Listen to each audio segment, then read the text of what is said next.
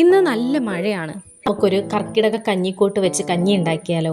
അതിനാദ്യം വേണ്ടത് ഞവരയരി, പിന്നെ അതുപോലെ തന്നെ കഞ്ഞിമരുന്ന്, ചെറുപയർ, ആശാളി, ഉലുവ. ഇനി നമുക്ക് കൈക്കണക്കനുസരിച്ചാണ് അരി എടുക്കുന്നത്. ഒരു 2 കുമ്പിളോളം അരി എടുക്കാം.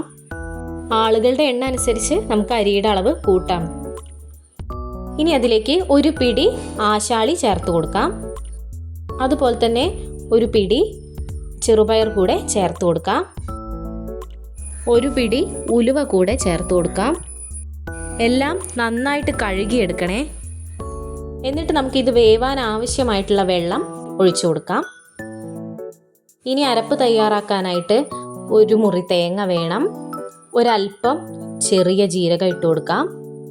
അതുപോലെ തന്നെ ഒരു 1/2 ടീസ്പൂണോളം കുരുമുളക് പൊടിയും കൂടി ചേർത്ത് കൊടുക്കാം.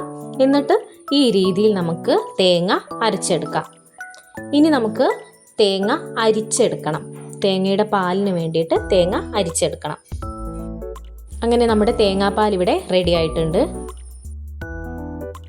ഇനി കഞ്ഞി വെന്ത് വരുമ്പോൾ നമുക്ക് മരുന്ന് ചേർത്ത് കൊടുക്കാം. കഞ്ഞിക്കൂട്ടിൻ്റെ മരുന്ന് 2 ടീസ്പൂണോളം ചേർത്ത് കൊടുക്കാം.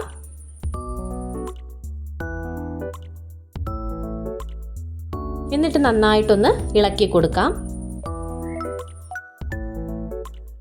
കഞ്ഞി നന്നായിട്ട് വെന്തിട്ടുണ്ട്. 1-ാം പാലിലേക്ക് കൊടലരിക്കയുടെ പൊടി കൂടെ ചേർത്ത് കൊടുക്കുന്നുണ്ട്. കഴിഞ്ഞ പ്രാവശ്യമൊക്കെ ഞങ്ങൾ കൊടലരിക്ക വാങ്ങിയിട്ട് അതിൻ്റെ ചാറ് പിഴിഞ്ഞാണ് ഒഴിച്ചിരുന്നത്. ഇപ്രാവശ്യം കൊടലരിക്ക കിട്ടിയില്ല. പകരം ഞങ്ങൾ കൊടലരിക്കയുടെ പൊടിയാണ് 1-ാം പാലിലേക്ക് മിക്സ് ചെയ്ത് കൊടുത്തിട്ടുള്ളത്. ഇനി നമുക്ക് ഈ മിശ്രിതം കഞ്ഞിയിലേക്ക് ഒഴിച്ചു കൊടുക്കാം.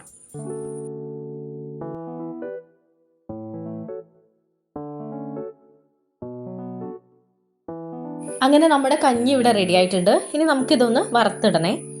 അതിനുവേണ്ടി ഒരു ചീനച്ചട്ടിയിലേക്ക് നെയ്യ് ഒഴിക്കുക. 1 ടീസ്പൂൺ നെയ്യ് ഒഴിക്കുക.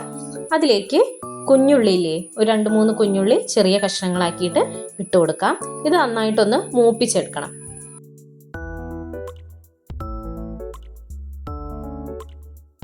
ഈ ഒരു പരുവത്തിൽ മൂത്ത് വരുമ്പോൾ ഉള്ളി നേരെ കഞ്ഞിയിലേക്ക് ഇട്ട് കൊടുക്കാം.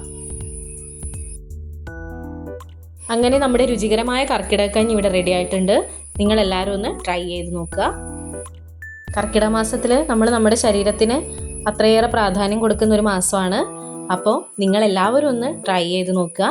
കർക്കിടക കഞ്ഞിക്കൂട്ട് വാങ്ങിച്ചാൽ വളരെ എളുപ്പം നമുക്ക് കഞ്ഞി തയ്യാറാക്കാൻ പറ്റും.